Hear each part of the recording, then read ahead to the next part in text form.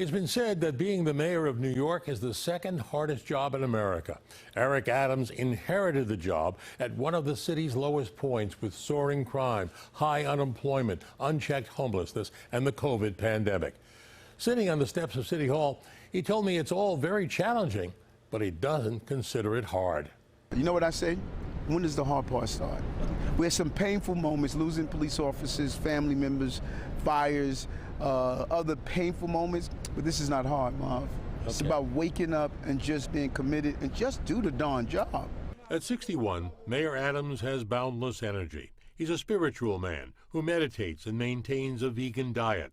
So what makes Eric Adams run? Just believing. I'm focused on how do we prevent the crimes and the lack of inequality in our city. You feel you're being unfairly judged? No, I'm the mayor of this city. And so people should scrutinize me. People should critique what I'm doing. They should hold me to a higher standard because New York is a higher standard. To maintain that standard, he says he's determined to end the violence and keep the city safe from COVID.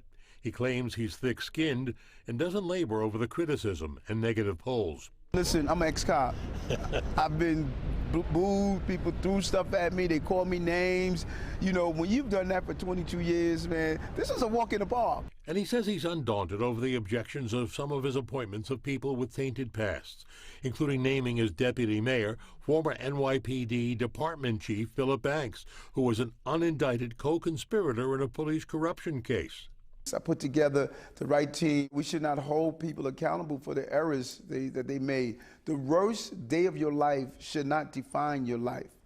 And I believe in the people that I brought on board. And think about this for a minute, Marv, that I have brought on board a substantial number of people. If one could only complain about 6 or 7 people out of the large number of people I brought on board, that's a good average. Adams walks with an air of confidence. He once said, when a mayor has swagger, the city has swagger. And he demonstrated that at the recent Met Gala, wearing a tuxedo emblazoned with the words, "End gun violence." The same bravado he was critical of when Congresswoman Alexandria Ocasio-Cortez showed up at last year's gala, wearing a provocative gown with the words, "Tax the rich." She could criticize me. That's the beauty of New York. That's the beauty of America, the right to criticize. But no one's criticizing the mayor's zest for fashion. He's somewhat of a fashionista. That's not off the rack, is it? No, listen, I always loved clothing. I think it's a way of defining oneself.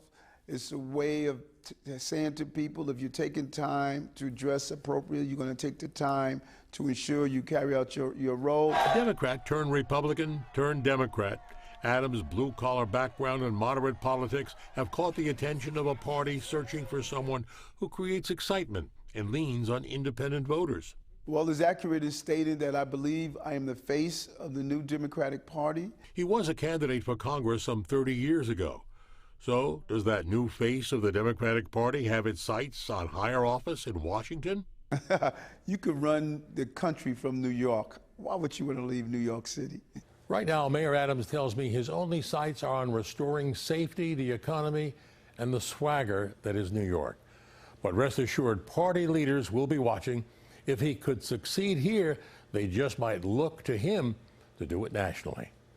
I'm Marvin Scott, Pix 11 News.